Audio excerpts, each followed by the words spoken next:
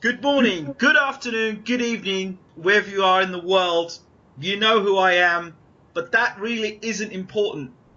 Today, I have from the WBC, Jill Diamond. Jill, thanks for being on Valoric TV. It's my pleasure.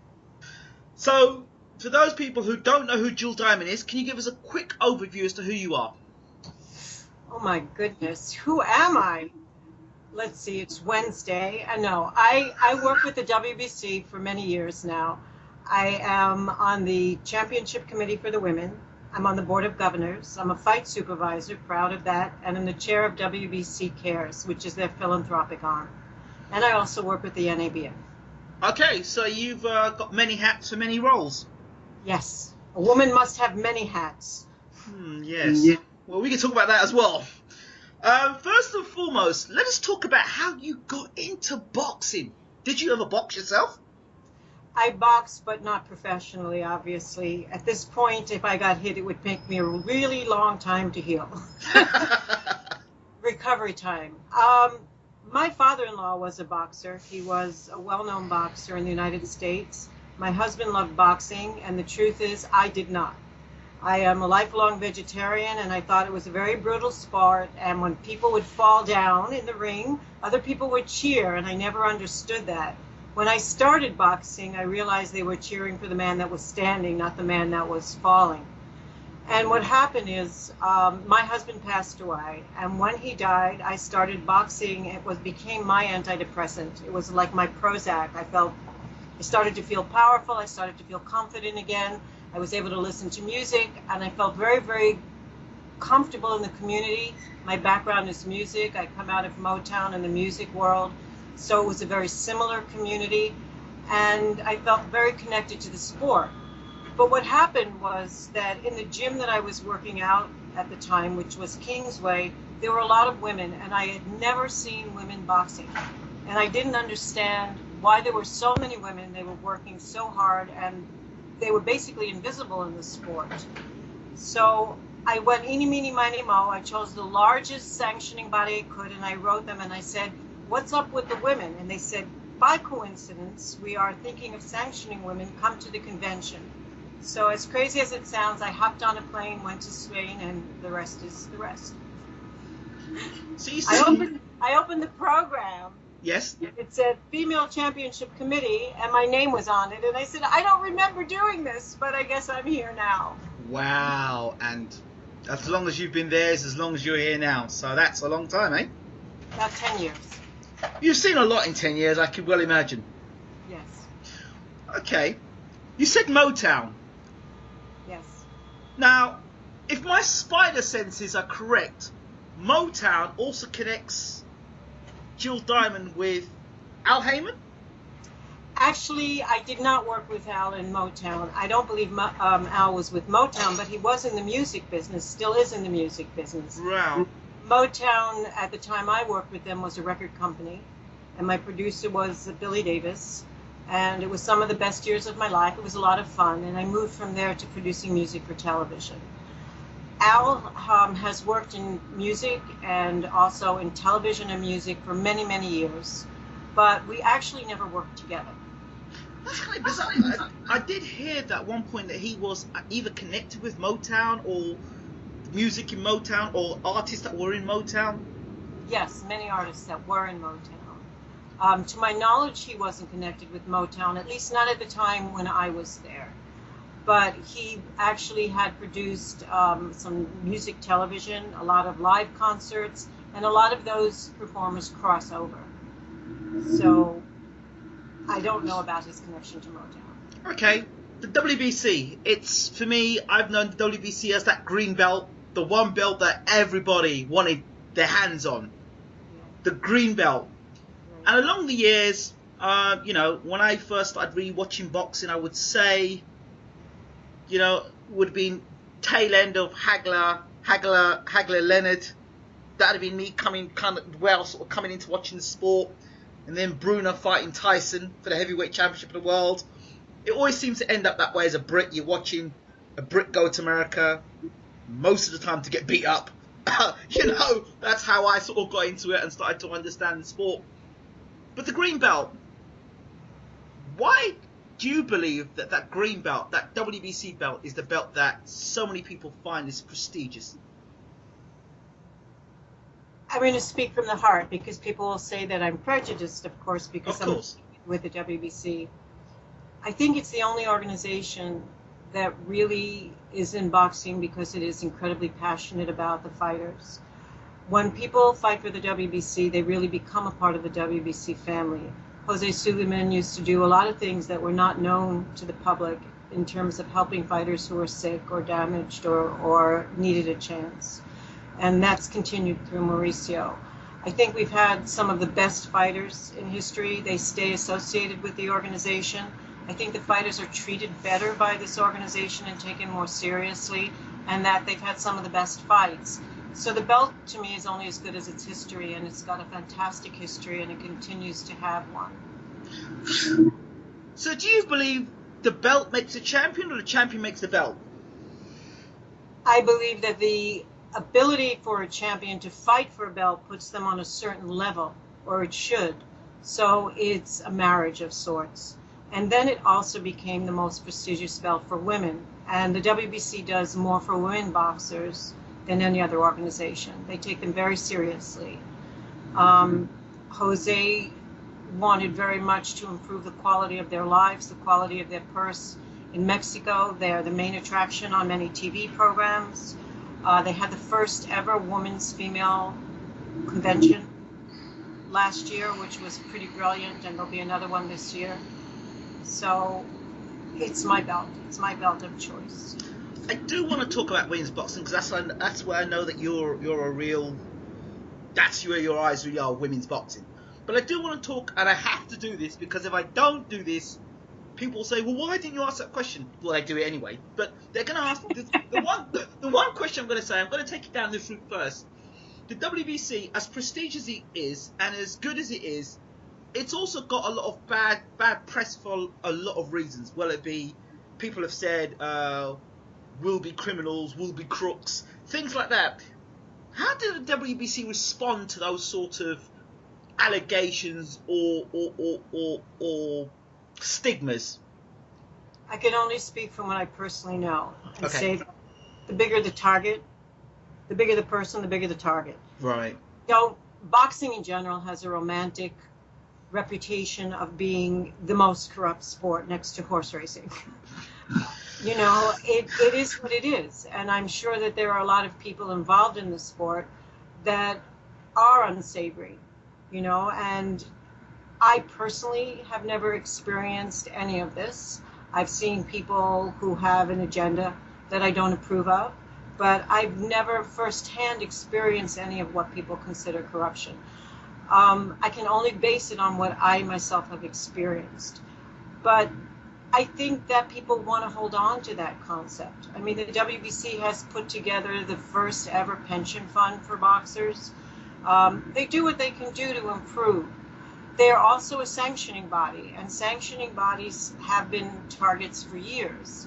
I can't change people's opinion of that any more than I can change their opinion of government or wrestling or anything else. I mean, there are good and bad in all things. It's complicated.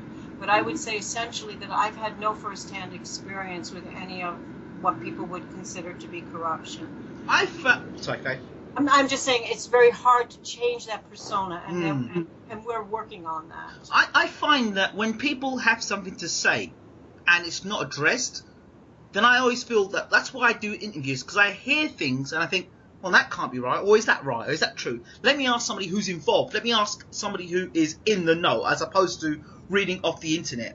So when I contacted you, I thought, hey, Jill, she's with the WBC, so ask the WBC what's going on. So, as I said, you know, bad things make the news. People hold on to tawdry things. You very rarely read in any sport about something wonderful that an athlete has done. It's just not as interesting to the public. I mean, I've done 4 different philanthropic events in the last 2 weeks, using the WBC, using their platform, spending their money on people. Though the majority of money now goes to the Retired Boxing Fund, which is controlled by an outside group. It's not even controlled by the WBC. But I can't change people's mind if they don't want to open their mind, because of the fact that there's an enjoyment to believing the worst sometimes. That's very true. That is very true. I want to now talk on those positive things about WBC. We can move away from that. Let us focus on that stuff like WBC Cares. What is that about? Well, many years ago, I came to Jose Suleiman with an idea that we had this huge platform. It's a global platform. Why don't we use it to do something for people? And he immediately ratified it and brought it to the Board of Governors, and everyone said, yes, let's do it. So we reach out to people, mostly children, around the world, whether they're in hospitals or youth centers, orphanages, gyms. We bring our athletes in, whether it's for talking to them about anti-bullying, anti-drugs, just inspiring kids in hospitals. I mean, if you could see the faces of these children when the boxers walk by with their bling, they don't even know who they are half the time. They just know that these are these people with a great deal of passion, and it's a lovely thing to see. We're doing an event in Los Angeles in a couple of months with the Board of Education and also with Grace Napolitano, Congress's office, to have an essay writing contest to try to help help against the stigma of depression and teenage suicide during the holiday season. Wow. We're bringing in our boxers. We're bringing in DJs. We're having this contest about what makes me happy during the holiday. We do this all over the world. We do it all the time, and of course that doesn't make headlines. And there's no one more generous, in my opinion, than these boxers. They give up their time unless they have a schedule conflict. Very rarely does a boxer ever say no to going to a hospital or a youth center or doing something for other people. It's quite amazing, really. It's quite inspiring. There's so many big events around the world. Why don't the WBC do like a video, like on a Teletram to me, and show, like, like a 5-minute clip of... We have a video. We have all of these things chronicled. We have lists of the organizations, the hospitals that we've been with. We've done Fight Night. We helped them raise $4 million for cancer victims. Wow. Just the other day, we sent things to a young man, a young junior Olympian, who all of a sudden is facing a brain tumor. We do whatever we can on a small or large level to try to help people accomplish. We're sort of like a liaison. We try to help people accomplish what they need to accomplish, whether it's building a domestic shelter or going into a hospital or just sending a nice letter to a young person who's down on their luck. Mauricio Suleiman is one of the most humble and giving people that I've ever met, and I'm saying that sincerely, and you can ask anybody about that. Just an amazing man, and we're dedicated to trying to use the platform not just for boxing, which of course is what we do, not just for the retired boxers, but also for the fact that we have this outreach around the world, which is amazing. So that if something happens in Ghana or in Mexico or in South America, there's somebody there who can do something. This is amazing stuff. It's new to me. I mean, I did know about WBC Cares and I did know about WBC Convention. You see stuff like, obviously, all the world champions there have got their past and present with their belts on their shoulders, and they're all looking at one another and they're taking photographs together. What is that experience like? Do you ever get that sort of thing where one champion looks at another champion and says, I could have beaten you. You ain't no. Do you ever get any of that, or is it just all very quite respectful? It's basically respectful and fun. Really? I have never seen them go at each other or diss each other or anything. And I'm going back to the first one that I attended, which was Celebration of Champions, which was like in 2005 or 2006. And there were also about 90 champions there. Amazing champions. I mean, some who unfortunately are no longer with us. And there was an extreme sense of brotherhood and fun and party and respect. So whatever happens away from the arena or away, I have not seen it. When they're all together with us, it's just an amazing experience. And I still feel like a little kid, seeing all of these wonderful, talented champions giving up their time and being together like that. I don't know any other sport that does that, where it's possible to have. It's the most diverse sport in the world. It is the least prejudicial sport in the world, which is what hooked me on it to begin with. I mean, when we say we are the world, if you go to a WBC convention and you walk in, you'll see people of every nation, every economic level, every religion, and they're all just there taking care of business and enjoying their sports and each other's company. It's quite amazing. Why do you think the WBC have got that sort of, I don't know how to put it, that sort of connection, or that sort of, I don't know, to have such a, because when you say you can talk about all the other belts, but when you say WBC, it's still got that clout. And I don't believe the WBC was the first belt. It was the IBF, was it not? I think the WBA was the first. The WBA, yeah. It has a lot to do with Jose Sulaiman. Right. And again, you can't force people to do something. When these champions gather together, and like last year at the convention, there was 110 champions, not to mention other boxers who are equally talented. I mean, not every talented boxer gets to fight for a championship. So there was an amazing amount of wealth of talent there. You can't make people do that unless they really feel connected to an organization. So again, Jose focused a lot on relationship. He loved boxers. Mauricio loves boxers. They're very humble people in that sense. They treat the boxers very well, and Mauricio continues to do so. So there's a connection. There's a feeling for this belt. And again, people know it as the Ali belt, as the Tyson belt, and we continue reaching out to the community. Just because it's grassroots and it's not on major television doesn't mean that people aren't aware of what we do. That's absolutely amazing. So let's talk and let's touch on women's boxing. I think this is something that we really do need to get into, because there's been a few champions I've spoken to, Ava Knight being one of them. Recently I spoke to Heather Hardy. I think the lightweight WBC, was it lightweight champion? I think she was. She's from Australia. I think she went in a unification match recently. She's trained by Lucia Riker. You're talking about Diane Prezak? That's the one. See, Diane, I just was with her a few weeks ago. She's back in training now and going to fight again. She was actually with us at a place called Dream House, which is a day center for children and youth with autism and Down syndrome. We had a fantastic time there, and Diana was one of the boxers that joined us for the day. Wow. Came out on her motorcycle because it was in El Monte, which is pretty far from LA, but she was there with us then. Fabulous woman. What does the WBC do, and how much control can they have to get more women's boxing back on television?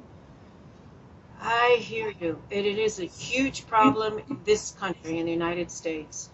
It's really the promoters.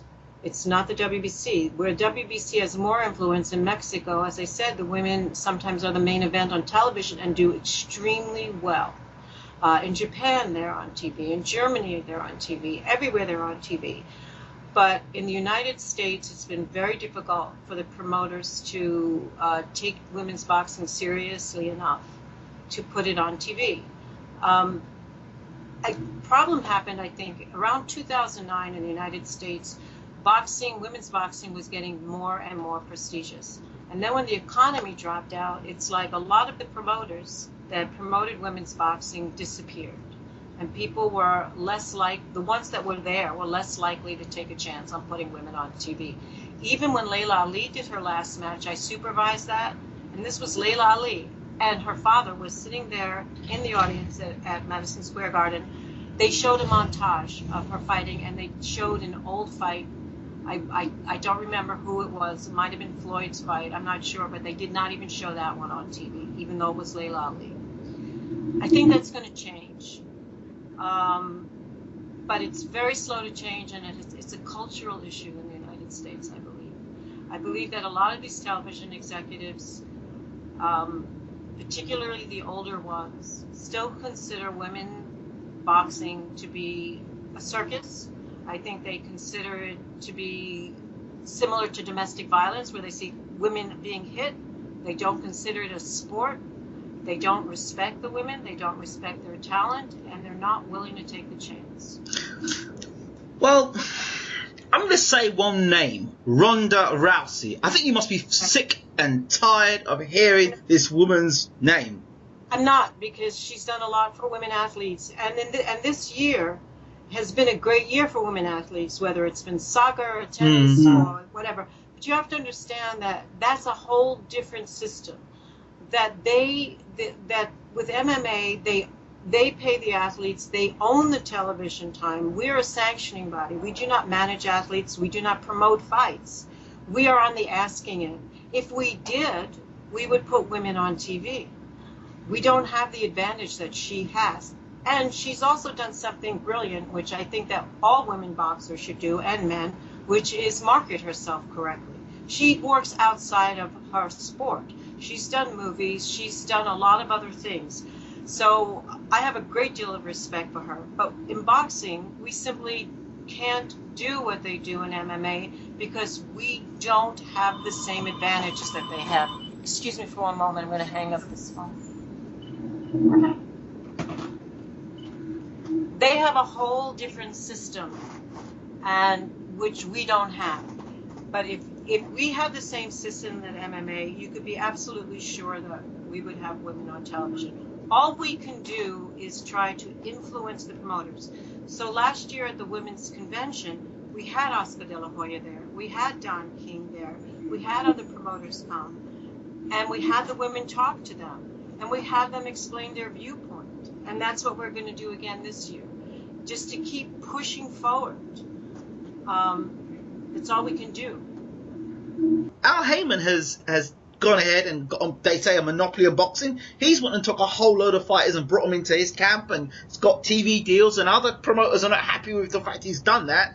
If somebody was to take the same approach with women and not strike it lucky, but actually invest in women and got some comeback with it, some actual reward from it, what would happen then? Well, first of all, we can't call Al Heyman a promoter. So let me help you there and not get you into any trouble. Okay. Heyman is a manager. Right. And he does own all the TV time. Right. And he can do whatever he wants with that TV time within reason. Right. And he decided to promote women in his fights. That would be a wonderful thing. Right. And the one time this happened was on, to my knowledge, was on Channel 5 in the United States. Right. There was a group that had women boxing, and it was on something like 4 times a year, and it was one of the highest rated and the highest rated boxing show. Right. So it is possible. It is possible to do it. But if somebody did that, first of all, it has to go from the promoter, and then also the television executives have to approve it also. And that would be a great thing. It doesn't matter who does it. Let somebody do it. Al Heyman could definitely be the leader in that if he wanted to be. But he hasn't used his influence to do that, at least not yet. We have done it in other countries. But here it's a very, very different situation, and it's much more difficult. What about this thing about fighters marketing themselves? I see so many boxers that seem ignorant at the point of marketing. And clearly, if you market yourself and you put the effort in, you do the work, you do the interviews, you know, I think the idea of I'm a boxer, got gloves, will fight, that in the modern era in social media just can't work no more. You've got to have a bit more to yourself. Look at Andre Ward for an example. Top fighter, but when you look at him social media wise, but he is pound for pound one of the best fighters in the world, if not in the top 3. So social media marketing has got to be key, and I would say that for the women as well. Absolutely. Absolutely. So are you asking me why they don't do it? Uh-huh. I don't know why some of them don't do it. First of all, one thing that I've always feel is true about boxers, they're similar to actors and musicians in the sense that it's a freelance sport. And unless you have and it's global. Yes. So unless you have strong structure behind you, it's very easy to get lost in the negative. Here's a sport where you're training harder than any other sport in the world, and that's been proven. And you have no support, and you don't know when you're going to fight, and you don't know what you're going to do. So it's very easy to become depressed, to become caught up in toxic things. For a boxer who has some sort of buzz and has a structure behind them, I don't know why they don't do that. People that do it, like Heather Hardy, is somebody who has a wonderful support system and has moved her career out of not just boxing, but she's been on TV shows. She works very hard. She's a very articulate woman. She's a very lovely woman and a very friendly woman. And she's also done WBC Cares events. She came to a hospital with us and stayed in touch with one of the young children who was ill there. She was so taken with the situation. And she's going to do well, whether she's in boxing or not, because she puts the work into it. I can only sympathize with the fact that when you're in a freelance profession, it's very hard to keep the juice going. But if you have an opportunity to, of course, social media is the way to go. And at the WBC, they try to do that. I mean, we tweet out our people. We put at the women's convention, we put a media package for every single boxer that attended, that had professional photos, that had DVDs, that had information. We tried to give them a leg up. But they have to go out and do it. You just have to put the time into it. But most people, like actors, like boxers, are very good at one thing, but they're not good at everything. And they don't have the energy and time to do it all. So they really need a support system to help work with that in most cases. So I hear a lot of people crying about, I don't get paid enough money. But then they're not prepared to do the things to make them be more valuable. Make yourself a brand, not just a fighter. Be a brand. Be a brand. You look at Ronda Rousey. She's not just a fighter. She's a brand. Ronda Rousey's a brand. Why don't women boxers kind of get a look at that and say, that's a brand. So what do I do to kind of be the Ronda Rousey of boxing? Some have, and it has worked, like Regina Hamlisch in Germany. She has worked. Layla Ali, she's also a sport commentator and a host, and she's been on television shows. Absolutely. Some people do, but not everybody can, and not everybody has that sort of thought pattern. Again, if you have some kind of structure behind you, it's much easier to do it. But when you're looking at someone who's training day in and day out, and with women, it's not like men. Women have the spirit of amateurs. They know that their chances are they're going to have to work other jobs in addition to boxing. Even if they're a champion, they're not going to make the kind of money that men make. So you're exhausted. You really have to be focused and really have to have some support to do the kind of things that Ronda does. She has a wonderful support system, and she has that ability to market herself. Some women boxers can, and some women boxers would if they had that support. But it's difficult. It's very difficult. Would you sanction a WBC bout between the best woman versus Ronda Rousey for the WBC title? Would that be sanctioned? Probably, depending on, it wouldn't be, I don't think truthfully it would be immediately sanctioned, because we've had very, very good MMA fighters, Muay Thai fighters, who've crossed over to boxing, and they had to do a couple of fights, even though they had a spectacular record, because there is a difference. I mean, it isn't the same sport. I believe that boxers have far superior upper body strength. I'm not dissing Ronda, I'm just saying it is a different sport. But the eventuality of it, of course, why not? Because you've got Holly Holm, who's just transferred, obviously, who's in the UFC now, and you've got those two are going to fight. Clearly, I mean, and Holly was a kickboxer before she was an MMA, before she was a boxer. Right. And Holly, Cecilia Brackhouse tried for years to get Holly to fight her. So Holly is going to try fighting Ronda, and that's her way of marketing herself. Fine, terrific. But you're not asking me that. You're asking me if we would sanction Ronda. Yes. I would think the eventuality of that, of course, because it would be exciting, and it would be great for women's boxing to get that kind of attention. But I wouldn't say right off the bat that she would immediately get a world title shot.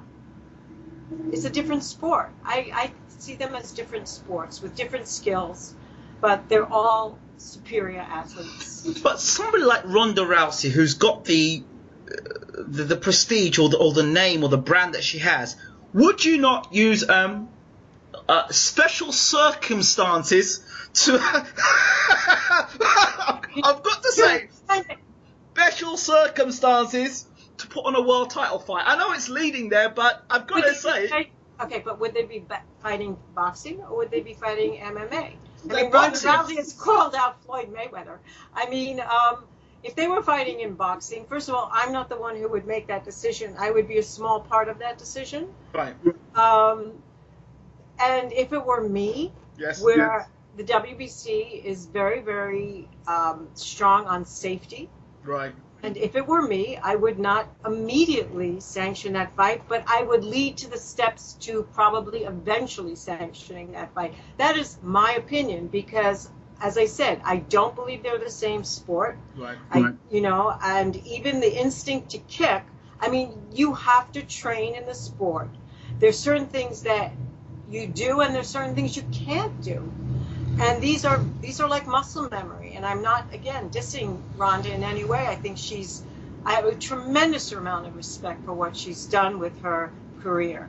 But it's not the same sport. So I think there'd have to be a moment of integrating the two sports to do it. But the eventuality, yes. But isn't the whole, like, what I was trying to get to early on about the Ronda Rousey thing, isn't like a rub in the face about Ronda to the world of boxing? Like, look, this is how it's done.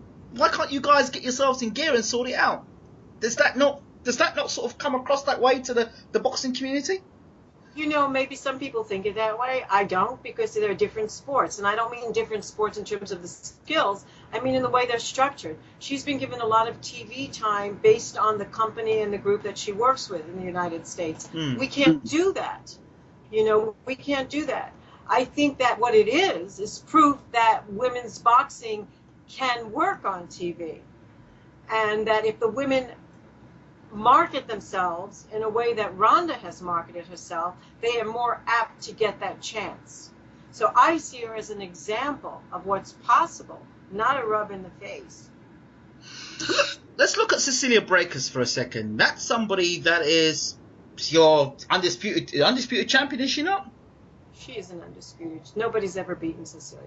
And she's got all the belts? Yes, she does. So there is an opportunity right there in someone like Cecilia Breakers, who is known in Europe. Surely it's got to be for her to come to America, fight in America, you know, and make her into that global star, because she could be your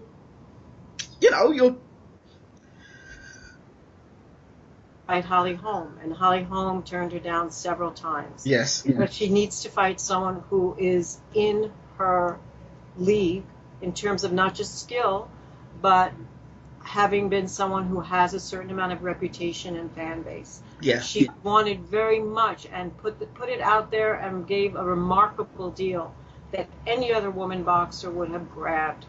So the thought was there to do that with Cecilia, because indeed she has all of those qualities. But again, we keep talking about the United States.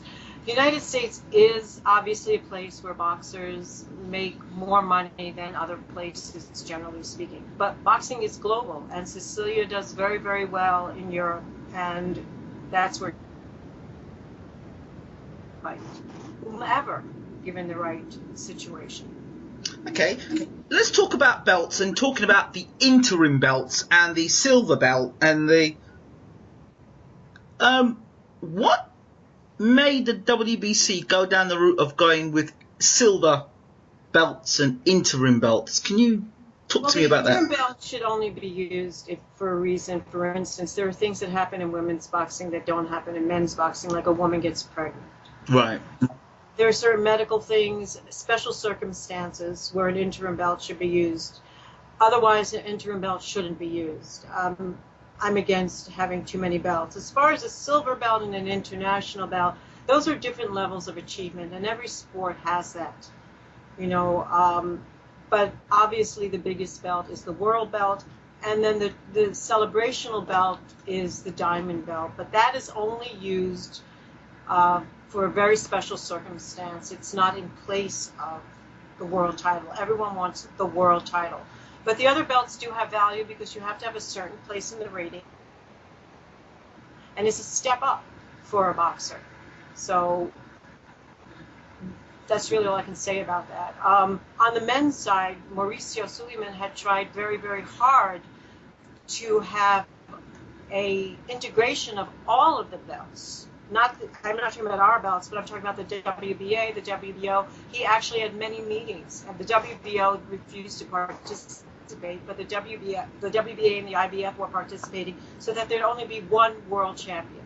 That each sanctioning body would have a single champion, but then all the sanctioning bodies would come together, and there'd only be one world champion. And I think that was the best idea in terms of improving the fan base for boxing.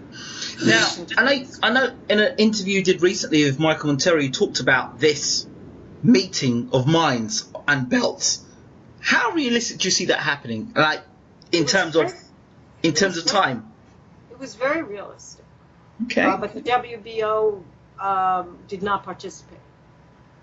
And then boxing shifted in terms of what is happening now in the United States with television.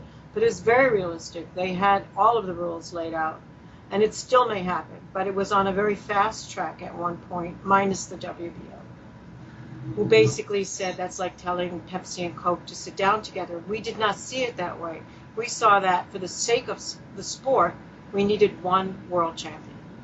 And the other sanctioning bodies went along, except for the WBO.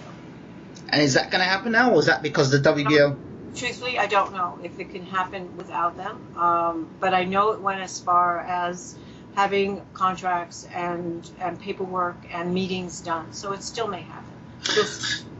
Okay, I'm going to close with this, Jill, and it's a puzzling one. This one. Oh, good. It's a puzzling one because I know you're not directly involved. The ranking system. Right. How does a person that has never fought in world class get ranked number 1 or number 2 in the world for the WBC? Have you seen that on our I've seen a couple of fighters that I'm not going to mention any names that are ranked 1 or 2 by fighting in certain fights, and then have ended up in the world. This is on the men's side I'm talking now. That they've ended up world rankings, pretty high in the world rankings, and they haven't fought anybody of note. Some have got obviously the international title, which has got them in the WBC ranking that way, but clearly, if a guy's not fought past 3 rounds, he's knocked everybody out, but he's not fought anybody of any real established note, but he's in the top 10, how does that come about? I mean, it can't come about. I would challenge you on that, but since I don't do the rankings, I can't directly speak to whomever you're talking about. The rankings are taken extremely, extremely seriously. It's done by a committee. They deal with not only how many fights, but who have you fought. You know, the quality of the fighter that you fought and the quality of the last fights that you've had. Right. I don't know of any fighter that has only fought 3 rounds that would be in the top 10 of the WBC. What I mean by 3 rounds, meaning they've only fought gone 3 or 4 rounds. They might be a 10-round fight, but they might have only fought 3 or 4 rounds. They've never gone past 3 or 4 rounds. If they've knocked someone out? Yes. If they've knocked someone out, well, come on. Give a little there. If they're so good, like Triple G, that someone doesn't get past round 4 or 5, are you going to punish them for that? but what I'm saying is, in terms of quality, I know what you're trying to say, but I'm trying to say in terms of the quality of the opponents, and you're ranking them in the top 10, and they're world ranked. How does somebody what I'm basically asking you is, how does somebody get that world ranking by fighting somebody who wasn't even in the top 10 ranking? Get a world ranking of number 10 or 2 or 3. How does that work? They shouldn't.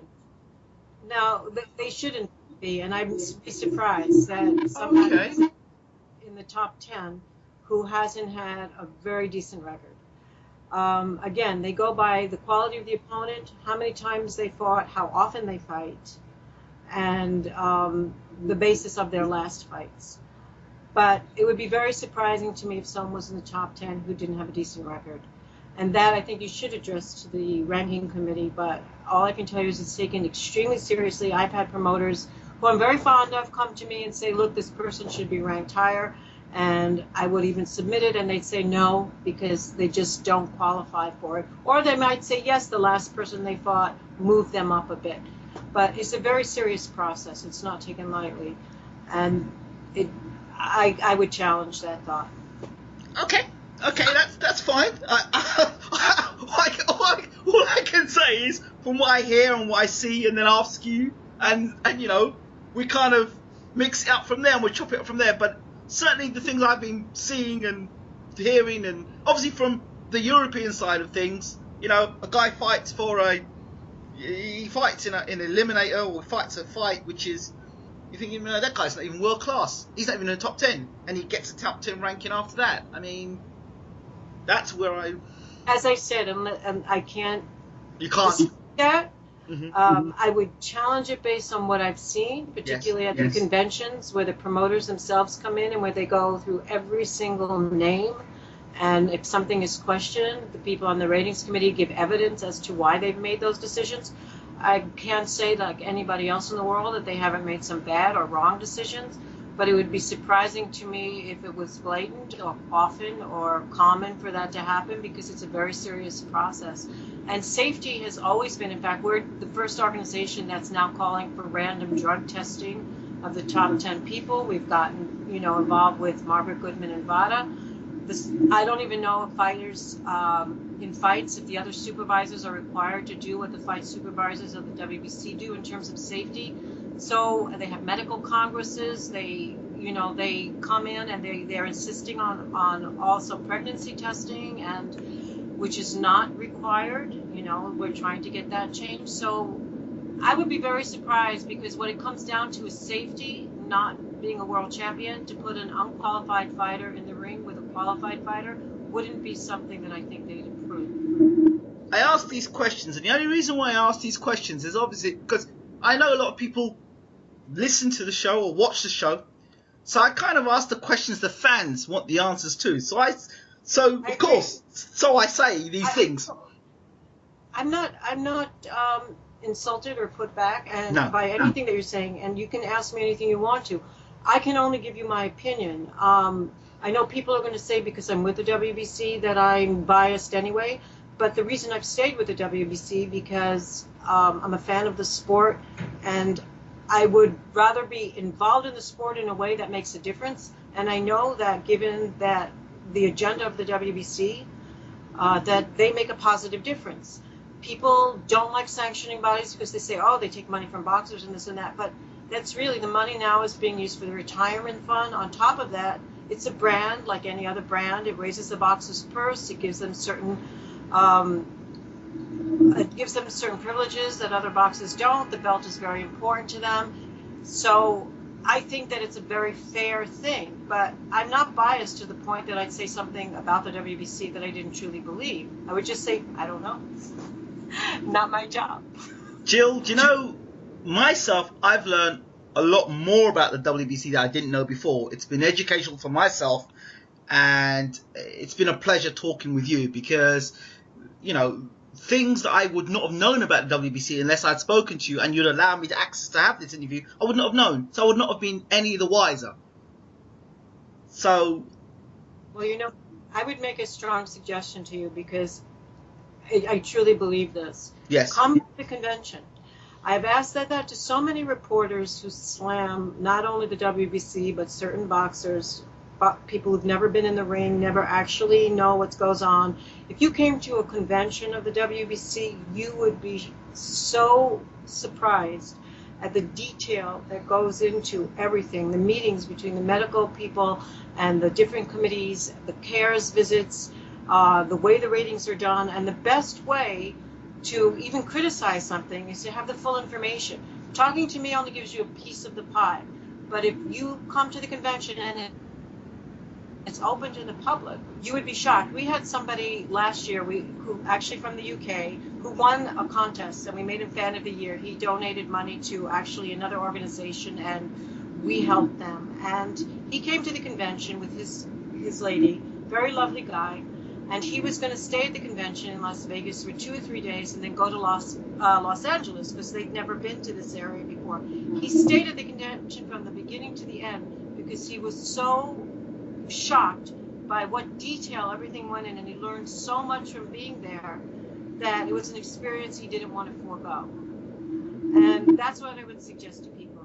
Before you make a decision, before you make a criticism, come and see what really goes on and ask the people in person, and then decide what you think is right or wrong.